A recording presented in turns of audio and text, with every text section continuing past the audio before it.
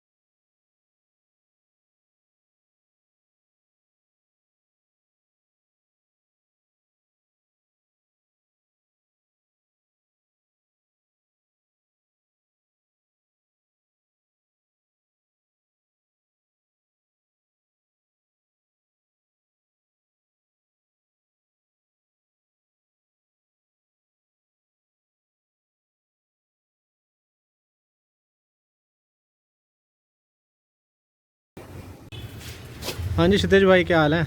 बढ़िया। आज आपसे पहली बार मुलाकात हो रही है हमारी। जी, तो आपके डॉक्टर बहुत ही शानदार हैं। Thank you. जो मतलब वीडियो है उस वो जस्टिस नहीं कर पाती, जो बंदा सामने देखता है उसे पता चलता है कि देसी घी क्या है। यानी 100% शुद्ध देसी घी। आप बताइए, आपको कैसा लगा? अरे टॉप बॉस, टॉप।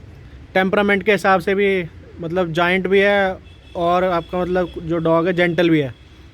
कई बार ऐसा होता है कि जाइंट होता है तो जेंटल नहीं हो पाता, और मतलब मसल वाइज भी बहुत बढ़िया है। मसल भी अच्छी गेन कर रखी है आपके डॉग ने। तो मैं ये पूछना चाहूँगा, जनरली मेरे व्यूअर्स जो होते हैं वही पूछते हैं कि भैया आपके जितने अच्छे जानने वाले हैं जो अच्छी ब्रीडिंग कर रहे हैं, उनके पास हम डॉग लेने क्यों जाएं और दूसरे से क्यों ना लें जो 5-6 हज़ार में बेच देता है डॉग। देखिए, मैं आपको ये बताना चाहता हूँ, मैं ये नहीं कहता मेरे पास आए, आप किसी भी अच्छे ब्रीडर के पास जाए जो मतलब एक केसीआई करें, जिन्हें जेनेटिक के बारे में पता हो। आप 5-6 हज़ार का कुत्ता ला रहे हो, है ना, आपको उसका पता नहीं है उसके मदर क्या है, फादर क्या है। जब तक आपको जेनेटिक नहीं पता होगा डॉग का, आप उसे कैसे रख रहे हो अपने घर, है ना। और दूसरी चीज़, जेनेटिक से क्या होता है आपका, मैं आपको एक चीज़ बताता हूँ। कहते हैं ना, दूध पीला है, हल्दी डाल के भी दूध पीला हो सकता है, केसर डाल के भी दूध पीला होता है, पर केसर महंगी होती है ना, अच्छी चीज़ होती है। बिल्कुल। तो इसलिए मैं ये कहता हूँ केसर का दूध पियो, ना कि हल्दी का दूध। हल्दी का दूध हाँ चोट वोट में काम करता है ना, बट केसर का दूध इज़ फार बेटर देन। सो आपको डॉग लेना चाहिए तो जेनेटिक का डॉग लेना चाहिए, जिसका आपके बारे में पता हो कि मदर किस लाइन से है, फादर किस लाइन से है ना। ये चीज़ कहना चाहता हूँ मैं। अच्छा, जो दूसरा स्ट्रिक्ट क्वेश्चन पूछूंगा टू द पॉइंट, कि लोगों में ये बहुत मिथ हो रहा है कि आजकल वैसे रॉटवेलर की जो ब्रीड है कि ये बहुत डेंजरस है, हम पालना है तो फार्म हाउस पे ही पाल लेंगे, हम तो लेब्रा पाल लेंगे। रॉटवेलर सुंदर तो लगता है, बहुत ब्यूटीफुल है, बट इसका यार समझ नहीं आता कि बच्चे हैं तो किस तरह पलेगा। चलिए मैं आपके सवाल का जवाब, जी सर। देखिए मैं आपके सवाल का जवाब ना आपसे ही दिलवा दूंगा। आप शायद पहली बार आए होंगे मेरे घर। हाँ जी। मेरा डॉग लंबा चौड़ा अच्छा खासा है, पहली बार देखा होगा। हल्का है, आपने हल्का। पकड़ा भी है उसे, बिल्कुल। कुछ कहा है उसने आपको? बिल्कुल भी नहीं। और मेरे घर में ना 1 साल का बच्चा है, खुले घूमता है रोटवाइलर। अच्छा। इसलिए मैं कहता हूँ जेनेटिक के कुत्ते पालने चाहिए, हमें पता होना चाहिए क्या चीज़ है क्या चीज़ नहीं। हाँ, अगर आप कहते हैं बिल्कुल कूल है, कूल होते हैं, बट रोटवाइलर क्या होते हैं, वो अगर मालिक में कुछ आ रही है तब तो वो करेंगे ना। रोटवाइलर माइक टाइसन होता है, अच्छा। गली का गुंडा नहीं होता, जब तक उसे कोई ज़्यादा तंग नहीं करे जब तक नहीं करेगा वो, है ना। तो मेरे हिसाब से तो घर में रखना चाहिए रोटवाइलर। तो अगर वो अपनी फैमिली के लिए कूल है तो इसका मतलब ये तो नहीं कि वो जो बाहर से बंदे आएंगे तो उनके लिए भी कूल रहेगा। देखिए, बाहर से अगर बंदा नॉर्मल तरीके से आ रहा है ना, मालिक के साथ आ रहा है, वैसे आ रहा है तो सही है। इनके अंदर एक परख होती है, अगर कोई मतलब हार्म पहुंचाने के लिए आ रहा है तो वो करेगा कुछ ना कुछ ना, अपना गार्डिंग तो करेगा ना।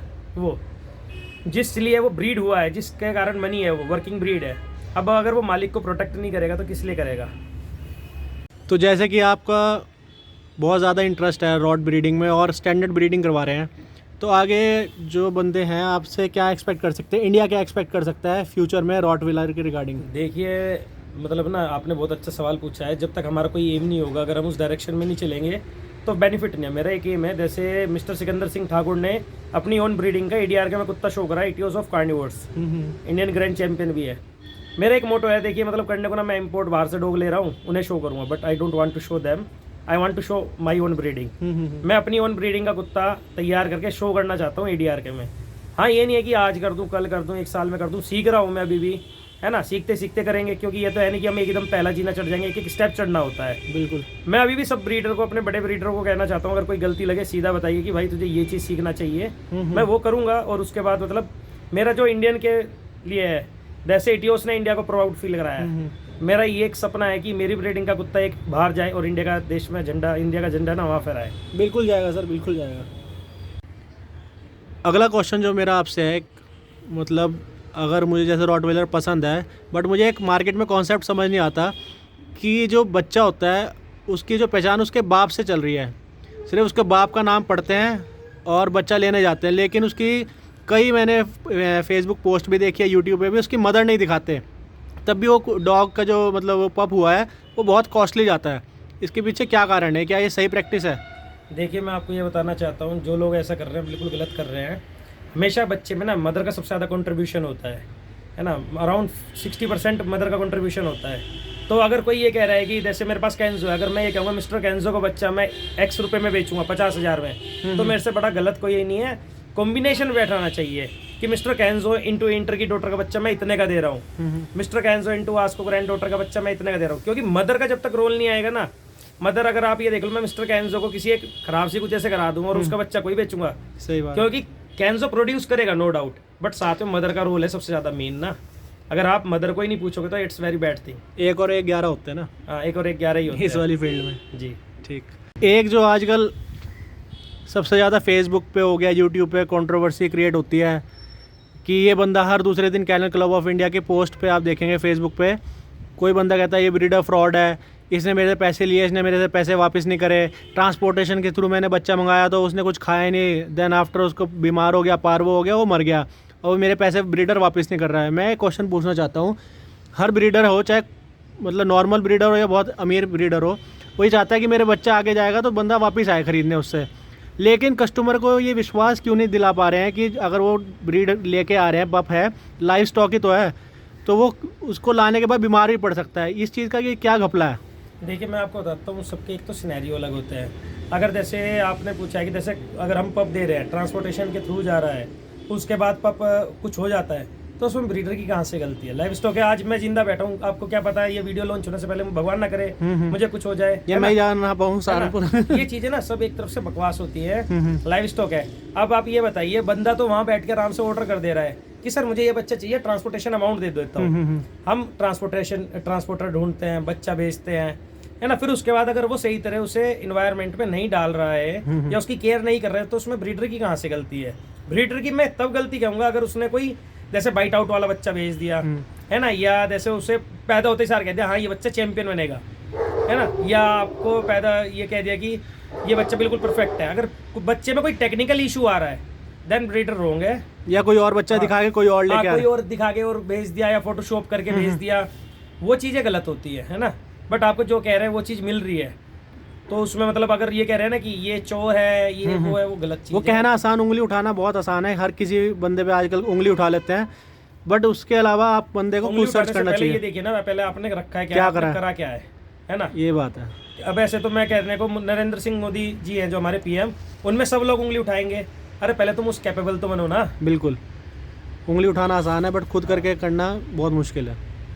तो क्षितिज भाई, अगला मेन क्वेश्चन ये है कि आप ये बताइए आपके पास कितने स्टड्स अवेलेबल हैं? मेरे पास अभी 2 स्टड अवेलेबल है। एक है बियर ऑफ बगुनास डैन, ये मिस्टर AB बगुना जी ने मुझे गिफ्ट करा था मेन, हम दोनों ही इसके ओनर हैं। ये परसी का आसन है और इसकी मदर इजी ऑफ कार्निवर्स है, जो कि Indian grand champion Etios of carnivores की लीडर सिस्टर है। अच्छा, और दूसरा वाले तो आपने अभी दिखाया है। दूसरा मेरा मिस्टर कैंजोबोन बैनी है, ये स्टड अवेलेबल है बट फॉर अप्रूव्ड बिचेस, है ना। ठीक ठीक ठीक जी।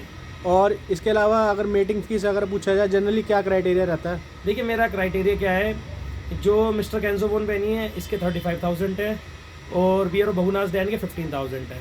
मैं जितना ये कहता हूँ उतने में ही होती है, मतलब ये नहीं है कि पहले फिर रुपए कम करूँ, है ना। अच्छा, और अगर अभी आपके पास पब्स कब तक अवेलेबल हो जाएंगे? मेरे पास अभी बियर ऑफ बगुनास डैन की एक फीमेल पप अवेलेबल है और कहने को मेरे पास अभी 3 लीटर होने वाले हैं। मिस्टर कैंजोबोन बैनी इंटू इंटरडोटर, मिस्टर कैंजोबोन बैनी इंटू आस्को ग्रैंड डॉटर, ऐसे मिस्टर कैंजोबोन बैनी इंटू आस्को डॉटर, ये 3 बच्चे होने वाले हैं विद इन 10 डेज। ठीक। और इसके अलावा आपके पास अगर किसी ने कांटेक्ट करना हो तो देहरादून में किस तरफ आना पड़ेगा? देखिए कॉन्टैक्ट करना हो देहरादून में सहजदारा रोड में रहता हूँ मैं, अच्छा। है ना। बहुत सही लोकेशन है, इसमें आप आराम से आ सकते हैं। दूसरी चीज़, आप फेसबुक से कांटेक्ट कर सकते हैं मुझे, आप मेरा नंबर- नंबर शो होगा आपकी स्क्रीन में, उसमें आप कॉल कर लीजिए। बट हाँ, रात में मुझे 8 बजे से लेकर सुबह 5 बजे तक कॉल ना कीजिए, मेरा उस टाइम काम का टाइम रहता है ना। ठीक है सर जी। बट इसमें ही एक चीज़ मीटिंग फ़ीस के रिगार्डिंग बात करनी थी। जी।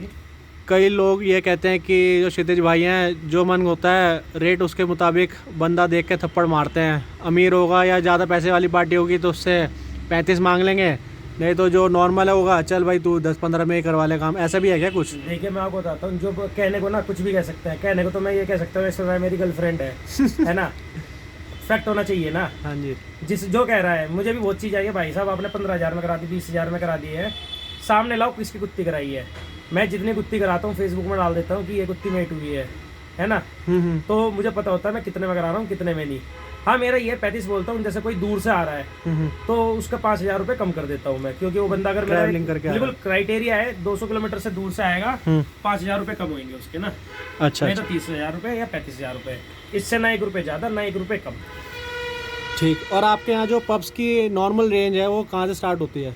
देखिए बियर और बगुनास डैन की बच्चे मेरे 20,000 से शुरू हो जाते हैं और बियर और बगुनास डैन के 35,000 तक ख़त्म हो जाते हैं। और ये विद पेपर है विदाउट पेपर? विद पेपर है, विदाउट पेपर कुछ नहीं है हमारे यहाँ ना। ठीक ठीक जी। ये हमारा बियर और बगुनास डैन है, ये हमारा लाड़ा हो गया। ये मुझे मिस्टर AB बगुना जी ने गिफ्ट करा था।